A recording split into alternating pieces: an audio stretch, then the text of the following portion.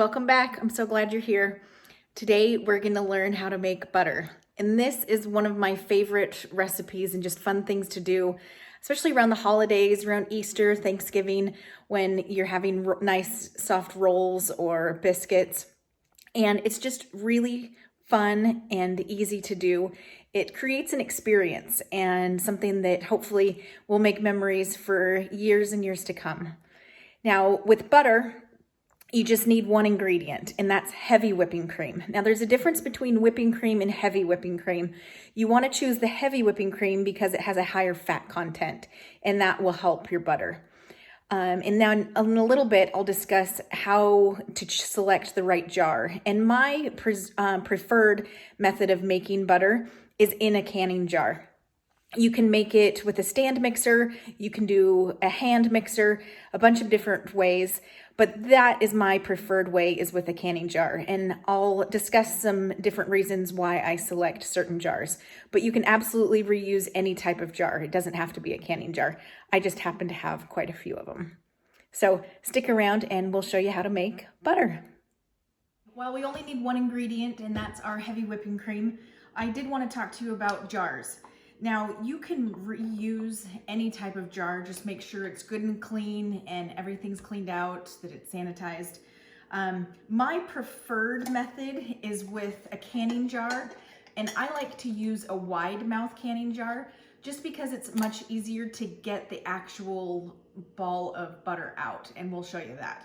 But that's my preferred method. So if I've got a choice, this is how I'm gonna do it.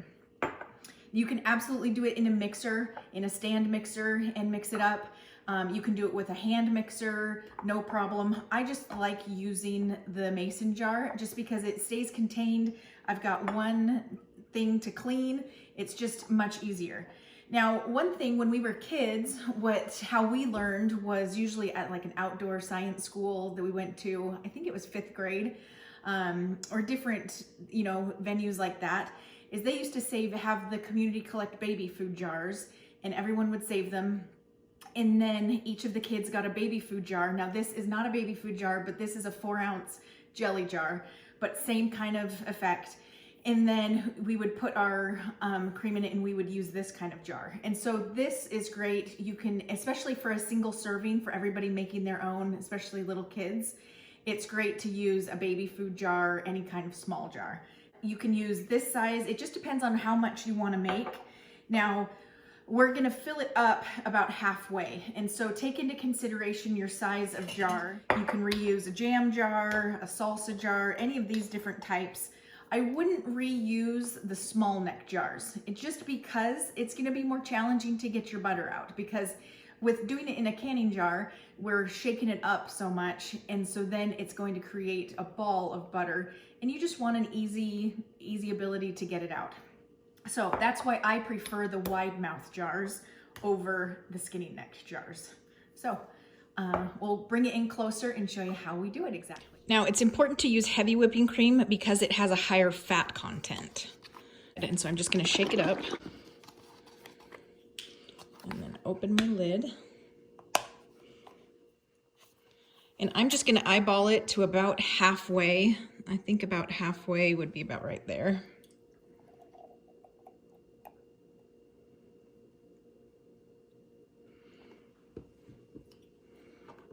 Put my lid on here. And then screw my lid and my ring on real tight. And then we just get shaking. Shake back and forth and back and forth. And now I'm going to time it to see how long it takes to get the butter, or the cream to turn to butter, just so you know.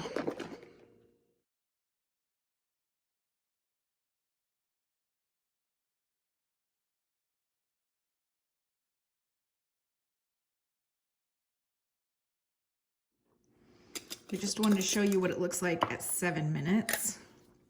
Ooh. That is definitely getting closer. That would be a nice soft whipped cream. Is that what I would call it? Maybe soft peaks. But we're definitely firming up. So in just a couple minutes, we're gonna have butter.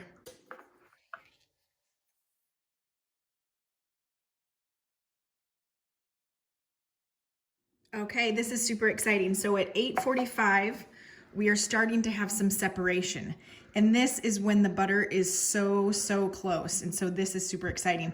Now soon you'll start to hear it. It's quite the workout. It is. It's handy if you have a partner to help.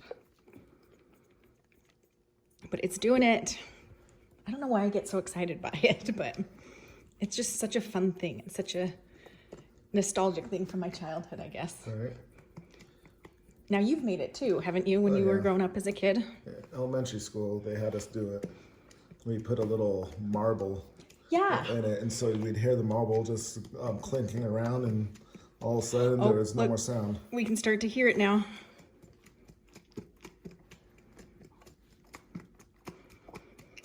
So at the beginning, all you hear is liquid. And then in the middle, kind of the liquid sound goes away.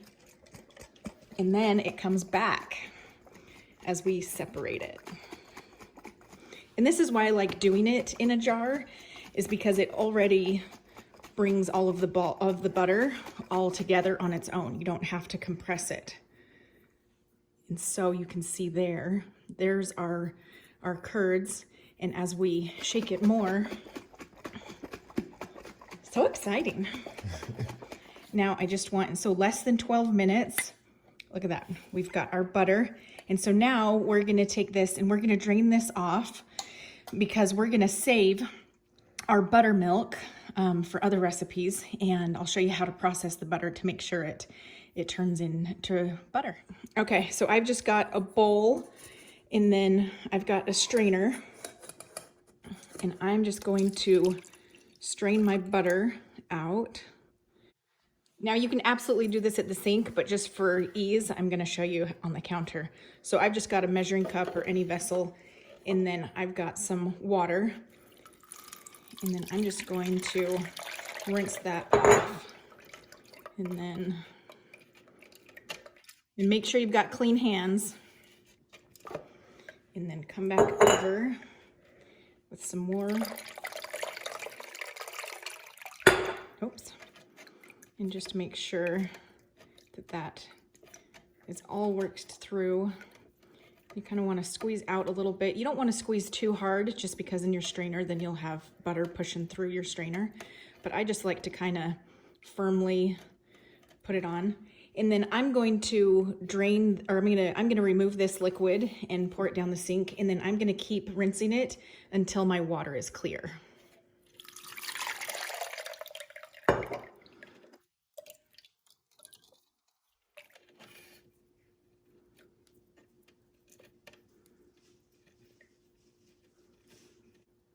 See? Then just do it, kind of semi-firmly. And then I'm just gonna empty my water one more time. And our last third time, and I'll show you how the water has become clear now. See that? Now our water's clear. So it only takes me about 2 times to get the water clear, but I just wanted to show you that third time. And there you have it. It made a ½ a cup of buttermilk, and we weighed it. Yeah. And the butter itself weighs 3 ounces. A little over 3 ounces. Yeah. So at this point, this is just sweet cream butter. If you want it as salted butter, then you'll need to add your salt and mix it in. That you can make honey butter, which is one of your favorites, huh? Oh yeah, you can put that honey butter on a homemade dinner rolls, biscuits, anything. It tastes so good. Yep. And then you can also make compound butters. You can make dill butter for salmon and other things. You can make garlic butter for garlic toast and garlic bread. There's just so many different things, but the most fun is just each person having their individual serving size and taking the time to make their own butter. Now I will say that in the little containers, I feel like it takes a lot less time than with our pint, don't you? Oh, for sure. There's not as much room, and so you can go for probably maybe 5 under 10 minutes, I would say. Under 10 minutes, so yeah. But the joy is in the process. Yeah. But kind of an average good rule of thumb is that however much cream you use, you'll get about 50% of the butter. So if we've got about 3 ounces or a little over 3 ounces, I can guesstimate that we started with about 6 ounces or a little over 6 ounces of cream. So It's just a fun activity that you can do with your friends or family, or if you're out of butter but you have heavy cream, you can make your own butter, huh? Exactly. Thank you guys for watching Our Family Pantry, and we hope that you try this recipe. You know, it's fun. It's you can do it as a family activity. But click on that like button. Thank you for coming, and we'll see you next time. Please subscribe. Thanks for staying till the end. Here's how I make honey butter. I use about 1 part honey to 2 parts butter, or half as much honey as there is butter. And then I just mix it up with a butter knife. Usually I do this in a little bowl like this, and you just get mixing around, and eventually it all comes together in a homogeneous mixture of delicious honey butter. I will say if you add more honey to it, the thinner it gets, or the less honey you add to it, the thicker it will be. So kind of gauge it depending on taste, and start with a little bit of honey and add it as you want to taste. Have a great day. See you next time.